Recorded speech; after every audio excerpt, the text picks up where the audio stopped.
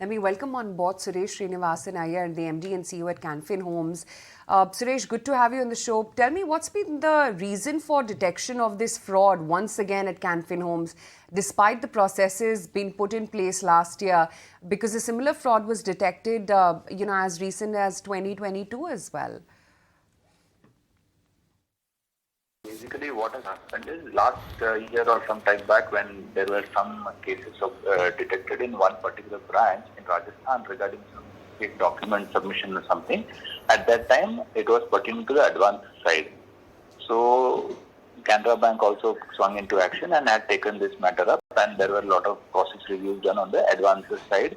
We also introduced certain controls like introducing perfios, introducing some sanctioning power controls and all those things, and withdrawing certain type of strengthening the lending process.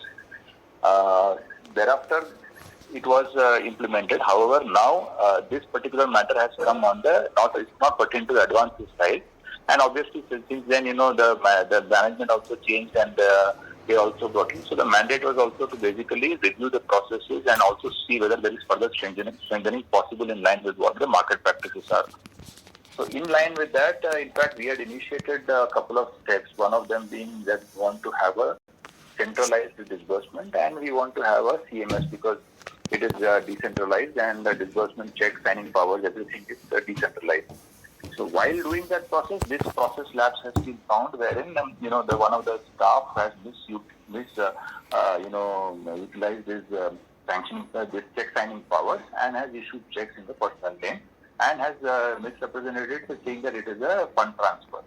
So that is basically the thing which was detected by our own team while reviewing this process. We had already initiated this change of process or CMS, implementation of CMS and centralized disbursement is what we were working on, and that's when this has been detected. So can you clarify on the fraud amount?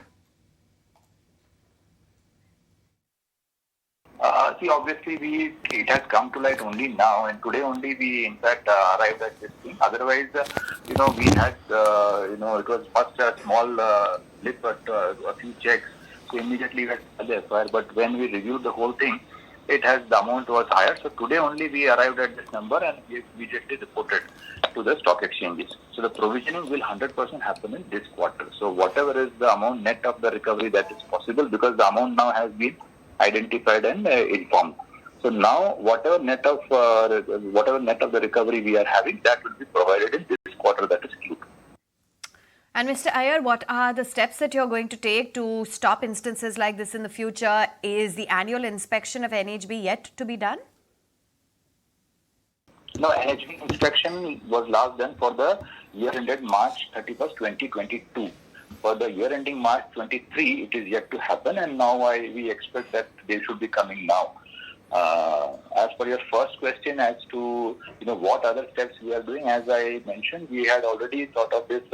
We were working on this centralized disbursement and CMS facility, which will strengthen our process.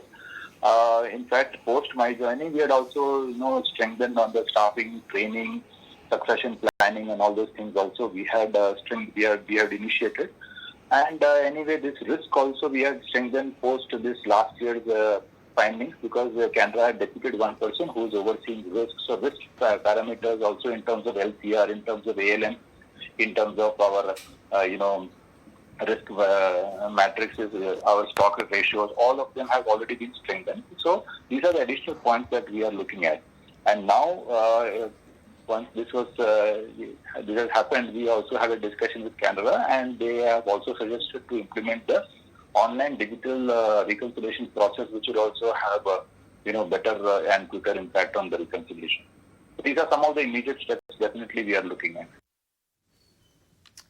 Right. Thank you so much, Suresh, for taking the time out and clearing the air on this fraud. Canfin Homes, the one in focus.